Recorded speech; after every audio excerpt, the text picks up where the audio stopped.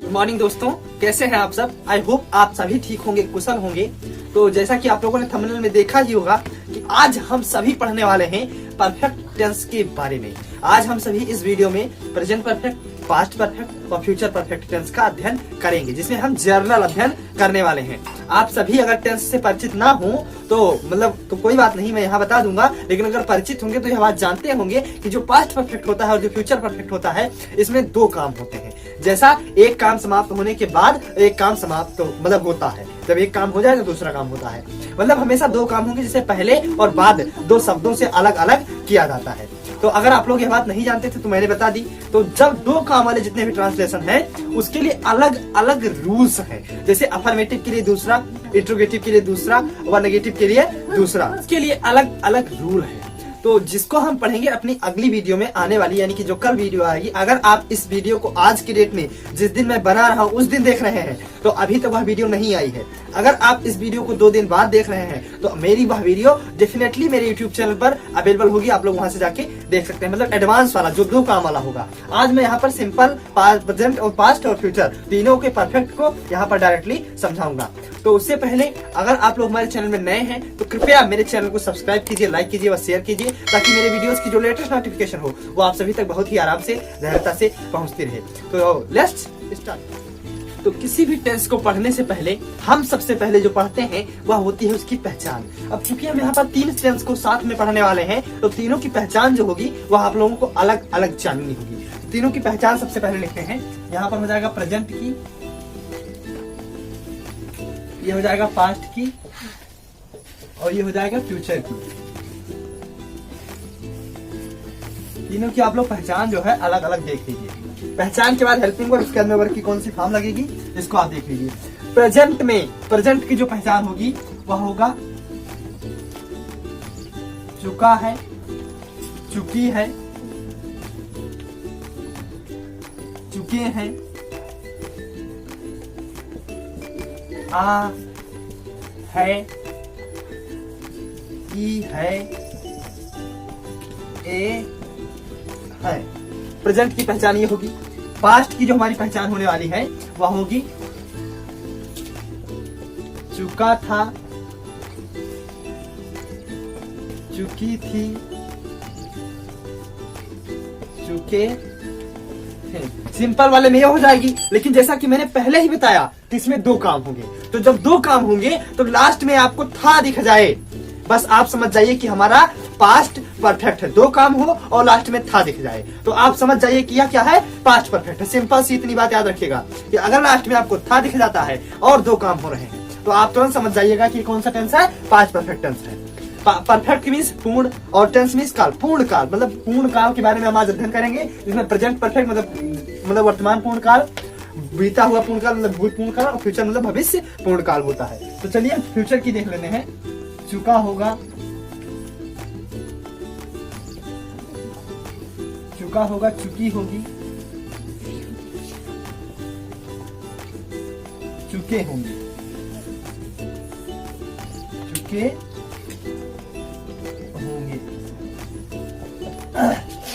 ये हो गई इसकी पहचान। चलिए एक एक एग्जांपल हम पहचान की बेस पर बना लेते हैं, ताकि आप लोगों का जो डाउट हो क्लियर हो जाए।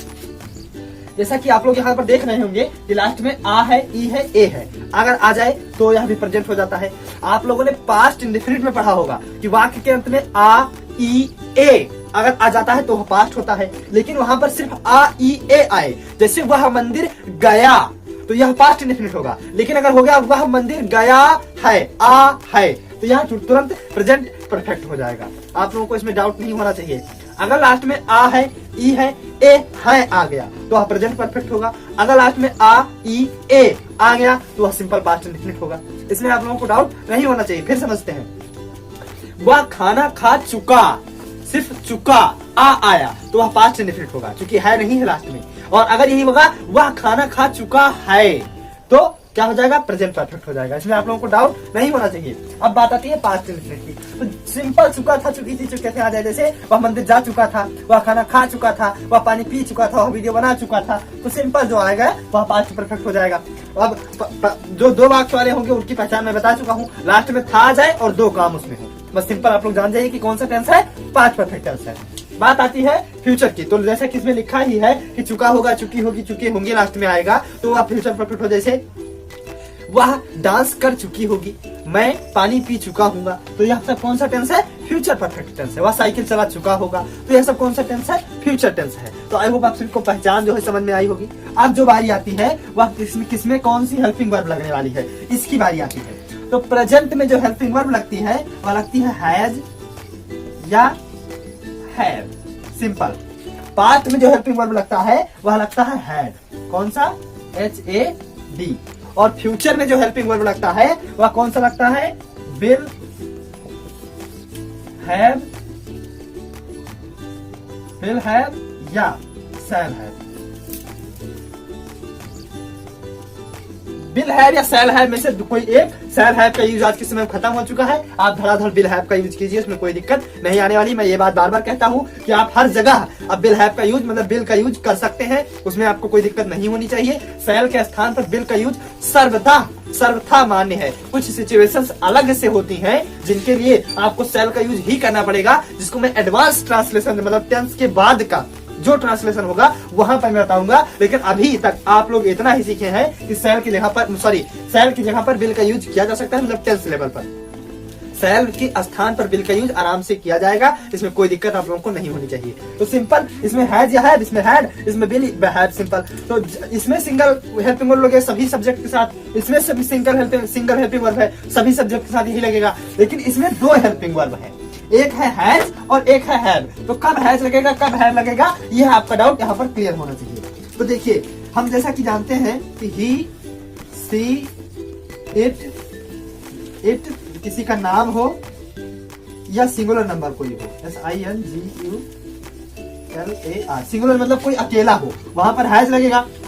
I, we, you, they या कोई प्लूरल हो, वहां पर हैव लगेगा। तो इसमें आपको कोई डाउट नहीं होना चाहिए। ही, सी, इट किसी का नाम हो अथवा कोई सिंगुलर नंबर सब्जेक्ट हो, वहां पर has. I, we, you, they अथवा कोई प्लूरल नंबर सब्जेक्ट हो, वहां पर हैव लगेगा। इसमें आप लोगों को डाउट, ये सिंगल है तो सभी के साथ वही लगेगा, ये भी सिंगल है तो भी सभी के साथ वही लगेगा। लेकिन अगर आप शैल हैव का यूज करना चाहते हैं तो इसको धड़ाधड़ आप कर सकते हैं, किसके साथ? आई और बी के साथ आप शैल हैव का यूज करेंगे। लेकिन ना करना चाहे, विल हैव का करना चाहे तो वही आप करें, उसमें आपका ट्रांजेक्शन कोई काट नहीं सकता है। तो ये बात समझ में आई होगी आई होप। अब जो बात आती है इसमें कि इसका स्ट्रक्चर जो अफर्मेटिव सेंटेंस का है उसका स्ट्रक्चर क्या बनेगा, तो यह देख लेते हैं। सबसे पहले हम अफर्मेटिव का स्ट्रक्चर आप लोग नोट करना चाहे नोट कर सकते हैं। सबसे पहले होगा सब्जेक्ट, फिर हेल्पिंग वर्ब, फिर वर्ब। और हाँ, जो एक मेन बात, इसमें हमेशा मतलब हमेशा, अफर्मेटिव में भी, इंटरोगेटिव में ही, नेगेटिव में भी, हमेशा वर्ब की थर्ड फॉर्म का यूज किया जाता है। वर्ब की थर्ड फॉर्म हमेशा। एक बात मैं आप लोगों को यहां बता देता हूं और कि जहां कहीं भी आपको हैज, हैव या हैड दिख जाए तो इसके जस्ट बाद आपको हमेशा वर्ब की कौन सी फॉर्म का यूज करना है? थर्ड फॉर्म का यूज करना है। आप लोग इसको दिमाग में नोट रखिएगा। किसके बाद? हैज, हैव व हैड के बाद अगर कहीं पर ही आप लोगों को दिख जाए तो इनके जस्ट बाद आपको हमेशा वर्ब की कौन सी फॉर्म का यूज करना है? थर्ड फॉर्म का यूज करना है। तो सबसे पहले सब्जेक्ट, फिर हेल्पिंग वर्ब, फिर वर्ब की कौन सी फॉर्म? Third form. वर्ब की थर्ड प्लस ऑब्जेक्ट और प्लस अदर।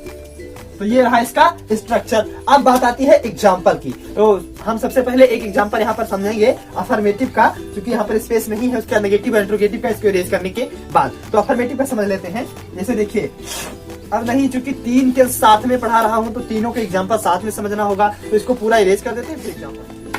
तो साथियों, अब जो बात आती है वह एग्जाम्पल समझने की बात आती है। तो यहाँ पर हम सबसे पहले एग्जाम्पल लिखेंगे, फिर उनको बनाएंगे कि किस प्रकार उनका मतलब बनाया जाता है। सबसे पहला जो एग्जाम्पल है कि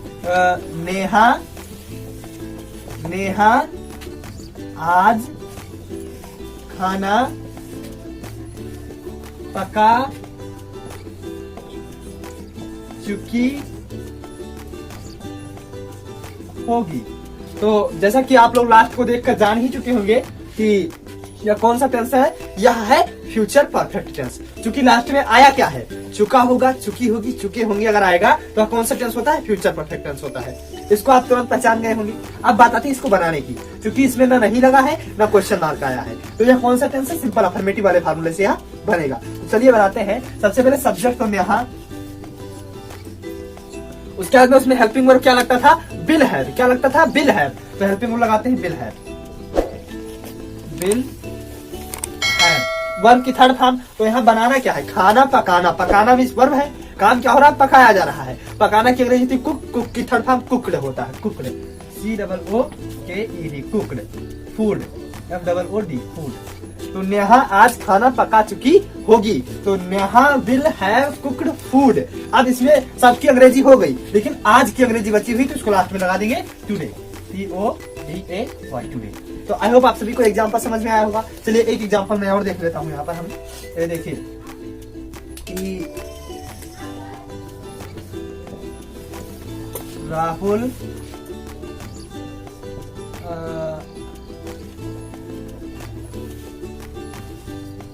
अपना काम स्वयं कर चुका था। राहुल अपना काम स्वयं कर चुका था, तो कौन सा टेंस आप लोग लास्ट में देख के जान ही गए होंगे कि पास्ट परफेक्ट है, क्योंकि चुका था लास्ट में आया, पास्ट परफेक्ट है। बनेगा क्या, हेल्पिंग वर्ब कौन सा लगेगी, हैड लगेगा। तो चलिए बनाते हैं। सबसे पहले सब्जेक्ट, काम कौन कर रहा है, राहुल, तो राहुल RAHUL, राहुल। उसके बाद में हैड, क्योंकि हेल्पिंग वर्ब लगाना है, राहुल हैड। उसके बाद में वर्ब की थर्ड फॉर्म, तो करना, करना, करना की अंग्रेजी डू होती है, कुछ किया जा रहा है, करना की अंग्रेजी डू, डू का third form done, Rahul had done.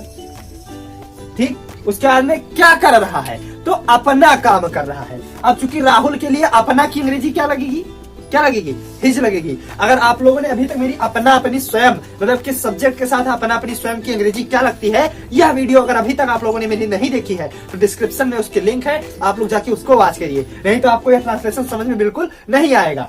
तो राहुल सब्जेक्ट है, अकेला है, किसी अकेले के लिए, मेल के लिए हिज लगता है अपना की अंग्रेजी, तो यहाँ पर क्या लग जाएगा, हिज वर्क, हिज वर्क। उसके बाद में बचा क्या, स्वयं की अंग्रेजी बची, तो हिमसेल्फ, हिमसेल्फ। तो आई होप आप सभी को यह भी वीडियो, मतलब यह वाक्य भी समझ में आ गया होगा। अब बात आती है प्रेजेंट परफेक्ट की, उसको ओरली में बता देता हूँ। जैसे समझिए, मैंने साइकिल चलाया है, मैंने साइकिल चलाया है, लास्ट में क्या आया, आ है, आ है, प्रेजेंट परफेक्ट। तो आई, आई के साथ है, आई फिर हैव, हेल्पिंग वर्ब लगाना है, तो आई हैव, फिर चलाना का राइड, साइकिल चलाने के लिए राइड लगता है, तो I have ride, ridden, sorry ride का third form ride, ride, ride, ride ही होता है, तो आई हैव राइड, फिर उसके आगे ऑन बाइसिकल। समझ में आई बात, अगला समझते हैं। मैंने मैं व्हाइट बोर्ड पर पढ़ा चुका हूँ, मैं व्हाइट बोर्ड पर पढ़ा चुका हूँ, तो आई, फिर उसके बाद में हैव, चूंकि चुका हूँ, कौन सा टेंस, प्रेजेंट परफेक्ट टेंस, तो आई हैव, फिर टीच्ड, पढ़ाना की अंग्रेजी टीच्ड, वर्ब की थर्ड फॉर्म लग जाएगी, I have teached on blackboard. तो आई होप आप सभी को यही, मतलब यह वाक्य भी समझ में आया होगा। तो अब हम चलिए, इट इज सफिशिएंट, मैं समझता हूँ कि अब लगभग हो गया होगा, आप लोग समझ चुके होंगे कि अफर्मेटिव कैसे बनाएंगे, तीनों टेंसों का। अब जो बात आती है नेगेटिव और इंट्रोगेटिव सेंटेंस की आती है, तो चलिए हम उसको भी समझ लेते हैं यहाँ पर। जैसा कि हम सभी पहले, मैं पहले ही बता चुका हूँ, हम सभी जानते भी हैं कि जब भी वाक्य में नहीं आए, यानी कि वाक्य में अगर कहीं नहीं लगा हो, तो हम लोग सबसे पहले क्या काम करना है कि हेल्पिंग वर्ब के तुरंत बाद नॉट लगा देना है, हेल्पिंग वर्ब के बाद नॉट लगा देना है, हमारा वाक्य बनके तैयार हो गया। तो चलिए इसका स्ट्रक्चर लिख लेते हैं, नेगेटिव वाला, NEG। करना क्या है, हेल्पिंग वर्ब के बाद नॉट लगा देना है। देखिए, subject plus helping verb plus not, plus not के बाद वर्ब की third form, verb third plus object plus other. Structure simple वही है, मैंने चेंज इसमें क्या किया है कि हेल्पिंग वर्ब के बाद नॉट लगा दिया है, और नॉट लगाने के बाद वर्ब थर्ड लिखा गया है। यहाँ पर आप लोग देख सकते हैं, मैंने पहले ही कहा कि नेगेटिव जो ही आए, आप हेल्पिंग वर्ब के तुरंत बाद नॉट लगा दीजिए, आपका सेंटेंस कंप्लीटली बन के तैयार। अब जो अगला इसका एग्जाम्पल अभी हम समझ लेते हैं। जैसे देखिए, नेहा आज खाना नहीं पका चुकी होगी, इसी में समझ लेते हैं, क्या बार बार उसको रेज करें। तो देखिए, मैंने अपनी पिछली वीडियो में, जब मैंने फ्यूचर कंटिन्यूअस की वीडियो बनाई थी, तो उसमें मैंने बताया था कि जब दो हेल्पिंग वर्ब जब हो आपका, जब दो शब्दों से मिलकर बना हो, जब भी आपका हेल्पिंग वर्ब दो शब्दों से मिलकर बना होगा, तो उसमें नॉट आप कहां पर लगाएंगे, दोनों शब्दों के बीच में लगाएंगे। इस बात आपको आप लोग नोट कर सकते हैं, नोट कर लीजिए कि जब भी आपका हेल्पिंग वर्ब दो शब्दों से मिलकर बना हो, तो नॉट कहां लगाएंगे, दोनों शब्दों के बीच में। जैसे देखिए, नेहा बिल है, दो शब्दों से हेल्पिंग वर्ब मिलकर बना है, तो नेहा बिल फिर नॉट है। अगर नेहा आज खाना नहीं पका चुकी होगी तो बनेगा क्या, नेहा विल फिर not have cooked food today. समझ में आई बात? अगला समझ लेते हैं। Rahul had not done his work himself. अगर होता राहुल अपना काम स्वयं नहीं कर चुका था, तो राहुल हैड नॉट, तुरंत हेल्पिंग वर्ब का नाम लग गया, had not done his work himself. तो ये वेरी इजी था, बहुत ही सरल था। हम और समझ लेते हैं। मैंने आज खाना नहीं खाया है, आ है प्रेजेंट परफेक्ट, तो I have not eaten, eat का third form eaten food today. समझ में आई बात? कोई डाउट होगा कमेंट सेक्शन में जरूर बताइएगा। अगला अब बात आती है इंट्रोगेटिव की। तो जो ही आपको यह एहसास हो, यह आप तुरंत मतलब जो ही आपको यह दिखाई दे कि इसमें प्रश्न पूछा जा रहा है, तो करेंगे क्या? सबसे पहला काम हेल्पिंग वर्ब को खींच के आगे कीजिए। उसके बाद दूसरा काम क्या कीजिए कि अब आप यह देखिए कि आपका जो सेंटेंस है, जो वाक्य है, वह क्या से शुरू है या क्वेश्चन वर्ड बीच में आया है। तो अगर क्या से शुरू है तो आपका वाक्य कंप्लीटली बनके तैयार है, उसमें आपको कोई चेंज नहीं करना है। अगर कोई क्वेश्चन वर्ड दूसरा आया हुआ है तो उसकी अंग्रेजी आपको सबसे पहले लगा देनी है, तब भी आपका वाक्य कंप्लीट बनेगा। तो चलिए देख लेते हैं स्ट्रक्चर में। देखिए इंट्रोगेटिव